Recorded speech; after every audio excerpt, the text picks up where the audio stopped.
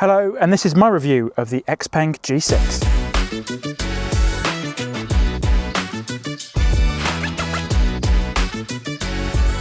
Xpeng as a brand was only launched in the UK early this year, and this G6 family crossover was launched a few months ago. It goes head to head with the Tesla Model Y, a very popular car worldwide, and that means it's a medium-sized electric family crossover with around 350 miles of range. The G6 lineup in the UK just couldn't be any simpler.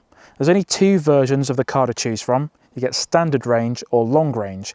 And the only things that really change between the two models is the battery size, the motor performance and the charging speed. The standard range starts from £39,990 in the UK, and you actually get free metallic paint included. The car I've got here is the long range, and that is priced from £44,990. And while metallic paint is needed to be paid for, you do get a free OMI charger included with the price. The car I've got on test does have the optional metallic paint, which does cost £700, and that means the one I've got here is £45,690. In terms of this car's size and dimensions, it's very similar to the Tesla Model Y, for example, this car's main rival, and the Hyundai Ioniq 5. Both cars are very similar in sort of proportions and boot space. In terms of length on the Xpeng G6, we're looking at 4,753 millimeters. The width across the front is 1,920, which is exactly the same as the Tesla Model Y, for example. And then in terms of height here, we're sitting at 1,650 millimeters. Now at the moment, Xpeng in the UK are only offering the one alloy wheel option. This one is 20 inches in size. It looks to me like it's been diamond cut. And this particular car I've got on test from Xpeng is sitting on Michelin tyres, which are 255/45 R20s. I quite like the design on these alloys. What do you think? Let me know in the comments down below. Now, unlike the Tesla Model Y, for example, the Xpeng G6 doesn't come with a frunk or any underbonnet storage really. The packaging that the company's done, there looks like there might be enough space for one, especially one that could hold just a Type 2 charging cable or something small, for example. So that is somewhat disappointing to see that they haven't done that. However, just some very quick Googling online, you can find loads and loads of different aftermarket options for some kind of underbonnet storage, something that utilises this space here, but also this massive amount of space down here as well. So you could store emergency equipment items like de-icer and different things for your car. So again, unfortunate to see there isn't something offered from the factory, but there is some aftermarket options for you. Now around the front, the G6 does look relatively distinctive, but it can also, at the same time at a glance, look just like any other electric SUV on sale. So there's a couple of things which a lot of SUVs are doing now in terms of design. It's the front LED light bar, and it's the separate high beam main headlight section at the bottom. And this car obviously does both of those. So this full width LED light bar at the front is where your daytime run lights are and the indicators, but on this particular G6 we have got the gap in the middle. The facelift version of this car, which is due in the UK at some point, but it's on sale right now in China, has the Xpeng badge on the bonnet here, much like a Tesla Model Y, and then the LED light bar runs the entire width of the car. Down the bottom we have got the main beams, the main headlights and the fog lights. That's all in this big section down here. Got the section there for the tow eye, or just towing the vehicle, some parking sensors and a front facing camera. The G6, as you'll see a bit later, has a very advanced 360 degree camera system. It can park itself, it can do X-Pilot or the autonomous driving features, and obviously the front facing camera is needed to help it see where it is. Down the bottom, we've got the triangle pattern here, some cooling for the battery. And that triangle pattern is also in this section just below the light bar. You can see all the individual LEDs in the light bar there, but there's also this quite nice triangle effect there, which you can't really see unless you're that close to the car. But it does look quite a nice little design touch there. Before we go any further, I would really appreciate it if you could subscribe to the Interface Cars YouTube channel. There's lots of content coming every week. New car reviews like this one, infotainment walkthroughs and EV charging guides. Thank you. So for the front interior, you get two different choices of colours. Everything is leatherette, so these seats are not full leather, they are like a fake leather essentially. They feel relatively soft, relatively comfortable. The material does feel quite fake on the section where your thighs go, but this section here does feel really good quality and quite soft and just a nice material really. Now it comes in either black or white, so you get full black on the black one obviously, but the white one is more of a two-tone colour, and that's what we have here.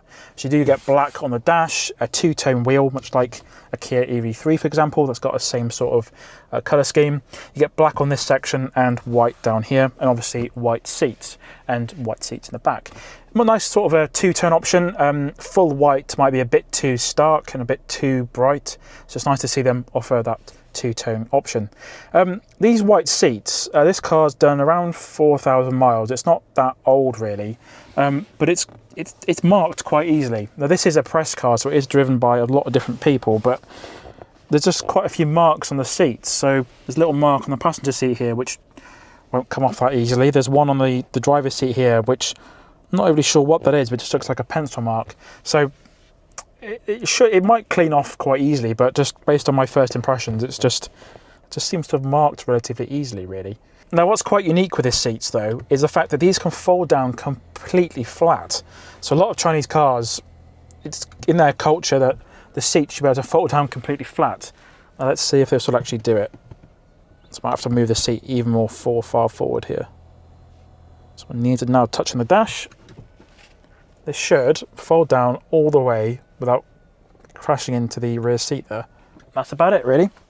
Yeah, fully flat. You could have a little sleep in here. Will it go down anymore? No, so it's crushing the rear seat now, but yeah, it's not bad. Might be a nice sleep back here. There we go, back to business. I think overall the whole interior is relatively minimalist, much like how Tesla interiors are. And the first thing you notice when you get in this car is the steering wheel is a very weird shape. It's more of an oblong, sort of wide, rounded rectangle shape. And for me, the weird thing is where your hands sit. So usually you want to put your hands on 9 and 3 on the steering wheel. But this whole section here is really, really thick and quite awkward to hold. And when you try and manoeuvre in car parks like that, that's relatively good. Sort of the palmingness of the car, that's fine. But it's when you're driving along normally like that, you kind of, do you put your hands on like 10 and 2 instead of 9 and 3? So this section, for my liking anyway, is a bit too thick. And just makes for a weird driving experience really. Now on the wheel itself, again, it is very Tesla-like in its approach. Not many buttons at all. So there's 2 little wheels here. One is for the temperature, for the air conditioning, which is really cool. And the one on the right-hand side is the volume for the media.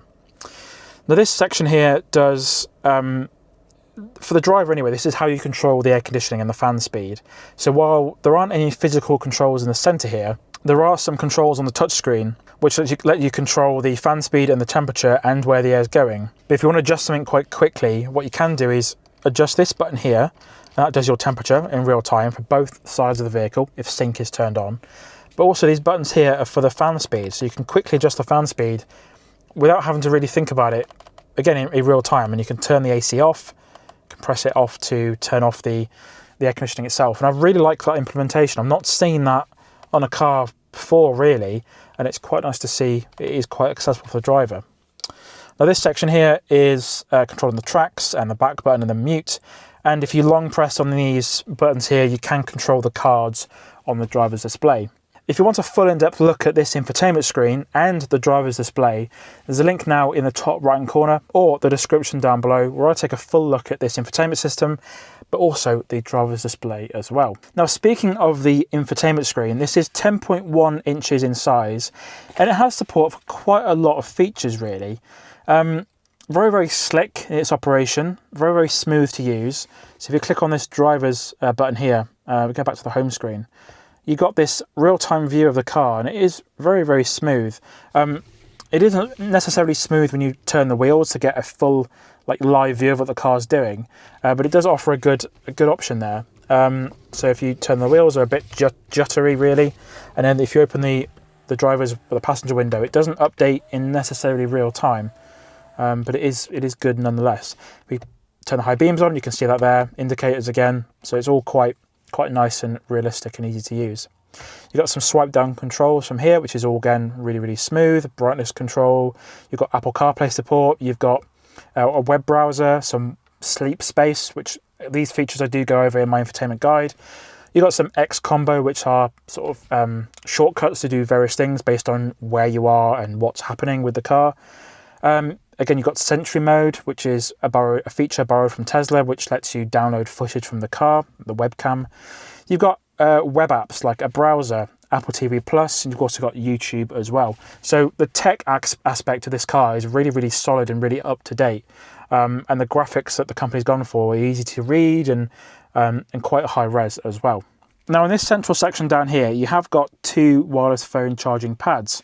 Now, much like the BYD C-Line 7, which I reviewed a few months ago, these are both 50 watts in power, but they also have cooling ability. So once you put a phone on this pad, it tells you which pad has been activated, and then the cooling fan does activate to stop your phone from overheating, because that is quite a common issue, especially when wireless phone charging. There's also 2 decent sized cup holders down here, and then this central bin is pretty deep and it goes down quite far. And this is especially important because, weirdly, the G6 doesn't have a traditional glove box. This is where all your stuff will live. This whole section here, no idea what's behind there, but there isn't any glove box in there, which is, again, really, really odd. As I said earlier, there is a distinct lack of physical buttons in here. You've only really got the ones on the steering wheel and the stalks themselves, and some buttons down here. Now you can lock and unlock the doors from the door itself and all the window controls, and then you have got a button here to unlock the doors themselves. So press a button there, and that moves your seat out of the way, and you close it and he puts the seat back in the position it would be in. So that's quite a nice place for that button to be. And then the stalks here. So on the right hand side you've got the gear selector stalk, push in for park, and you've got reverse neutral drive. And then again, much like the last gen version of the Teslas, you just double press the drive button, that turns on the X Pilot mode. This side is a traditional wiper and light stalk. However, the light controls are not on this button. You have got the high beams, so you can flash the high beams and turn the high beam on and off, and you have got the indicators, but to adjust the side lights, the main headlights, and turning the auto headlights on, you do have to come down into this section here, and you can turn off the headlights that way and put them back on auto. A bit strange. You have got, thankfully, a rear wiper, which you can control from this button here. So that turns the wiper on the whole time. You click that back up again, and that turns the wiper off. And you've got some options there for the wipers at the front there as well. Underneath the wireless phone charging pads, you have got a central section down here with some storage. You've got a 12-volt socket underneath this flap, which says 180 watts max, and then a USB-C port and a USB-A port as well. Quite uniquely, what you can do with this car is plug in a USB-C to HDMI adapter, and then you can play content from a third-party device on this screen here. And then also what you can do is use the 4G connection from the car as a Wi-Fi hotspot. So in theory, while you're charging, you could just plug in an Amazon Fire Stick, for example, and use the hotspot in the car to get online. So that's quite a nice option there, really. At the very top, we have got a SOS button and then a lightning bolt with a line through it. Much like the Aura 03, that is how you turn off the car completely. So the car will only turn itself off when you lock the car and leave the car. But if you do need to turn the car off for any situation, you can just hold down this button here and then the car will turn itself off, which is quite a nice feature there as well. You have got the hazard warning button there as well, an SOS button, and then a speaker or microphone grill, and an LED light up there as well, which you can't turn on from touching it. You have to come down into here, and then you can turn on the reading lights from a button there. Lastly, we have got the sun visors, and there's a small mirror in there with some LED lights, and then we do have a sunroof as standard on all versions of the G6. Now, being a bespoke EV, the Xpeng G6 has a completely flat floor in the back, and it is offering a really, really decent amount of legroom. Got loads of room back here, and then the floor section underneath the center console doesn't encroach too much on the rear section back here. Just a really, really impressive amount of space for the backseat passengers. It's really, really quite good. These seats are the same material as the front seats, so a nice leatherette material. We have got some softer section on the top here, which is a bit more textured, but they are really, really comfortable and really quite supportive. They are relatively flat as well, so there isn't much bolstering at the side, but I do think for a lot of use it will be perfectly fine. The centre door cards here are the same sort of material as the front. Got some nice leather material with the stitching and the same buttons there to open the doors. Got some speakers there, some speakers at the top there as well, and then this privacy glass, as you can probably see from the camera. In the centre section down here, we've got another speaker and some air vents, and then we've got 2 USB-C ports for charging up your devices. In the central section, we have got a armrest, and then we have got some cup holders back here, and those are pretty good with some grippy bits in there. And then this central section doesn't have a ski fold section, but it does fold down in a 60-40 split, which is perfectly fine. The sunroof does a really good job in terms of blocking all the UV light, because it is quite a bright day today, but this whole window here is quite tinted, and that does give you a nice sense of openness to the vehicle and a bit more sort of a lounge feel. And then that is really what it does feel like back here. It does feel quite lounge-like and quite calm and quite comfortable as well. And I've got a lovely view out the front here, so I can see a lot of what's going on. The door cards aren't too high really, so I can see out the window quite easily, and it does provide a nice comfortable experience. Up here there's an LED light for reading lights, which you can turn on from the front, and then some grab handles as well. On paper, the battery and charging specs on the Xpeng G6 are actually rather impressive, and as I said earlier, there are 2 different batteries to choose from. So you get the standard range with a 66 kilowatt hour battery pack, and then this one, the long range version with an 87.5 kilowatt hour battery. That smaller battery is LFP, and the larger battery is NMC or NCM. The charging port is on the rear right hand side of the vehicle and can be openable by that, or you can use the key fob as well. And we've got a standard European CCS2 combo connector for your AC and DC charging. Now for those unaware, the top port is for AC, and on this car it's 11 kilowatt, and once you remove this bung here, that enables you to use DC chargers at motorway services and other places like that. 280 kilowatt is your max on DC. Obviously, depending on the charger you use, because of the Xpeng G6 is 800 volts, and if you do use a 400 volt charger, it will be a bit slower than that based on the conversion of the voltage. Both versions of the Xpeng G6 come with a heat pump as standard, and this long-range model has up to 354 miles of range. Closing the charging flap is just as easy as opening it. There's a lock button there, and it closes away by itself. Now the rear design is at least a little bit more interesting than the front really, and there is quite a few things going on here. So at the very top we have got a small spoiler, we've got a rear windscreen here with actually a rear wiper, which is quite unusual at the moment. It does cover a relatively small amount of the window, but at least it is clearing away some of the dirt and water. There's no sort of ducktail spoiler here, and we have got a very similar light bar as the front here with a section in the middle, and the rear camera is located there for the 360-degree camera system and a rear reversing camera. Got the Xpeng badge spelled out in letters here, very wide sort of font there. The G6 badge, and then the tailgate itself does sort of curve in slightly. It gives a bit more uniqueness to the design really. Got another camera back here for reversing, and then we have got a small black diffuser at the bottom there. The tailgate itself does open electronically, and that reveals 571 litres of boot space, which is actually pretty decent. We have got a load cover here which can slot into place there to hide your valuables away from prying eyes. We've got a bit of storage underneath the floor here. Got this lovely thick Xpeng branded carpet, and it's a bit of storage underneath here. The G6 is rear-wheel drive, so you do lose a little bit of storage space that you usually would have. We've got a tyre mobility kit, we've got a Type 2 charging cable, and some other bits of repair gubbins there, and a warning triangle as well. All pretty good. This whole section does come out if you want it to, but it is pretty decent there, and that thick carpet is quite nice as well. On this side we do have a speaker or a subwoofer, LED light, and on this side here we do have a 12 volt power connector for charging up or powering up a fridge or something along those lines. If you fold these rear seats down, you do get 1,374 litres of boot space.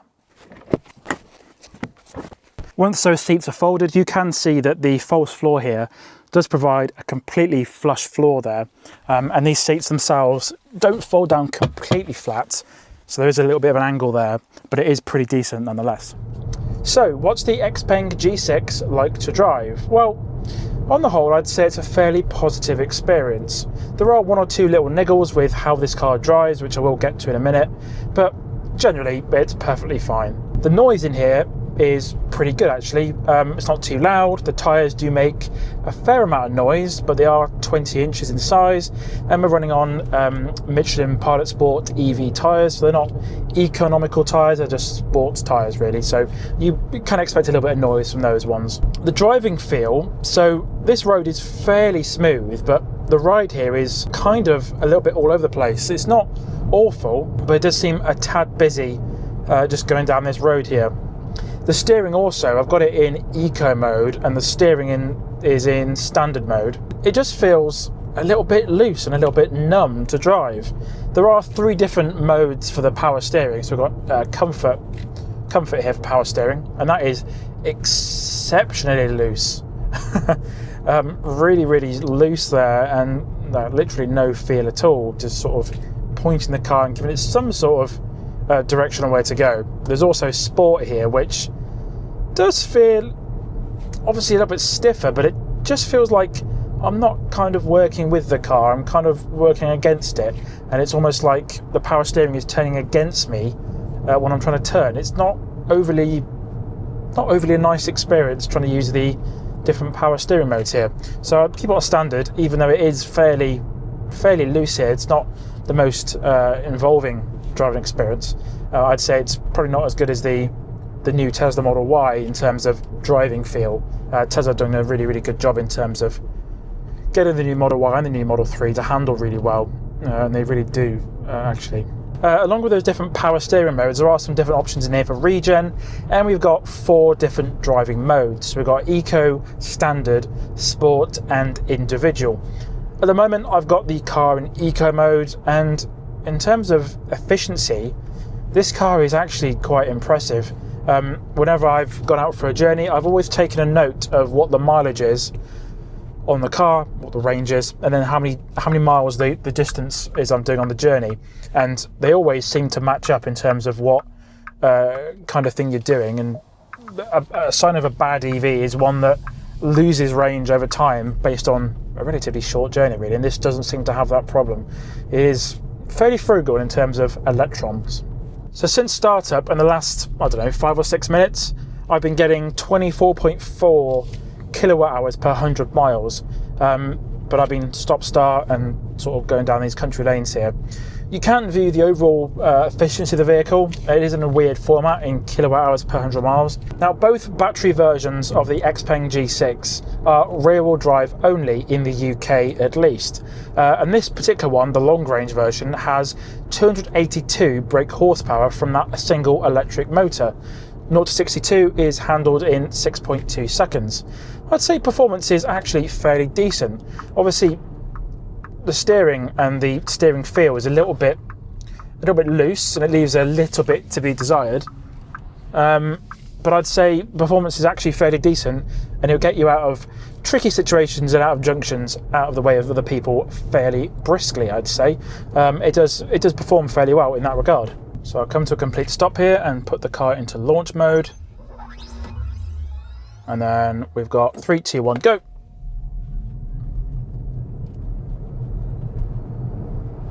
And that's 60. So yeah, it's fairly good. I believe the stats that the company's given me.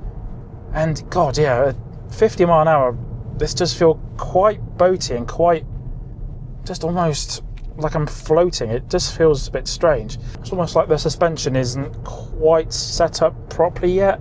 It just feels a little bit strange. That said, the one pedal driving on this car is absolutely brilliant. Really strong. We've got 4 different levels. Got low, medium, high, and then that X pedal mode I mentioned. And it just works really well. You haven't got to do much with the brake pedal at all. Only in certain emergency situations you might just hit the brake pedal to slow down, but generally, just day to day, it's perfectly fine. You've got really strong regen here, bringing you to a complete stop without touching anything on the pedals, and that works really well. Quite a good one pedal driving system. Now, while this isn't a very new feature, this automatic parking feature on the Xpeng G6 is so well implemented, I thought I would just mention it in this main review. So you can see here, I'm parked in a normal looking car park. There's not many cars around, so it isn't going to be a huge challenge for the car. But this is just me, I've just parked. If I put the car into park mode, you can see it's got the obstacles around, much like how it does in a Tesla. Got the cars in front of me, we've got a person there, which is actually just a post. So to activate the automatic parking feature, what you do is put your foot on the brake pedal, press this park feature here, and then it gives you the option of different parking spaces. So it says, press the brake pedal and click start. So I'm just going to check that no one's around. And what we're going to do is get the car to park itself in a second. So I'm going to choose this bay over here, and we're going to click start auto park. So it gives me the route, what it's going to do for me. It's going to go behind me and then park in the bay behind. And let's give it a go. So hands off the wheel, hands off the pedals, and it's showing me how many feet it's going to reverse by.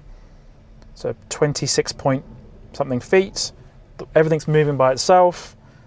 Again, I'm checking everything's safe, and it does get relatively close to the barrier before it does stop. There we go. And then parking completed. Very, very clever. I'm going to do one more before we finish. So we're going to click the brake pedal again, and there are some spaces over here. So it hasn't picked them up as spaces we can park in, but it says no available space. So let's have a little bit of a drive round, and let's give it a bit of a bigger challenge to deal with. So what I'm going to do is move the car over here. This car park's relatively quiet. I'm going to go round here, and then I'm going to pick this space next to that car. I'm going to click auto park, and it's doing it all by itself.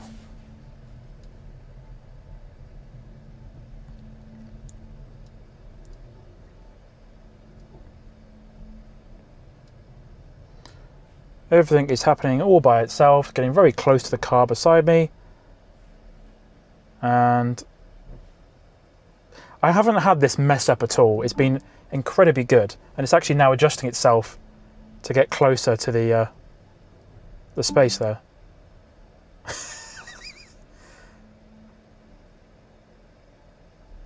Very, very good. Parking completed. Yeah, very, very well done. I think Xpeng have done a really good job in terms of getting this car to park itself. It's a very, very good system. So that's been a look at the Xpeng G6 for 2025. Let me know what you think in the comments down below. As always, very interested to hear what people think about the cars I've been testing in these videos.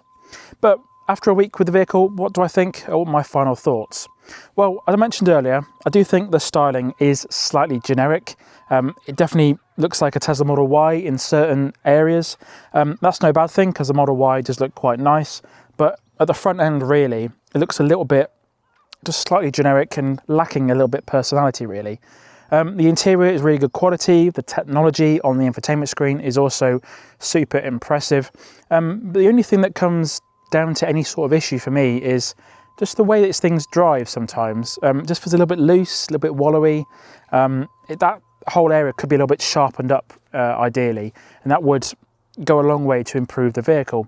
That said, the charging speed and efficiency on this car are a massive, massive thumbs up, because you get 280 kilowatt DC, 11 kilowatt AC, and the efficiency after a week with the vehicle, I've actually been pleasantly surprised. As always, please subscribe to Interface Cars. My name's Alex, and I'll see you again next time.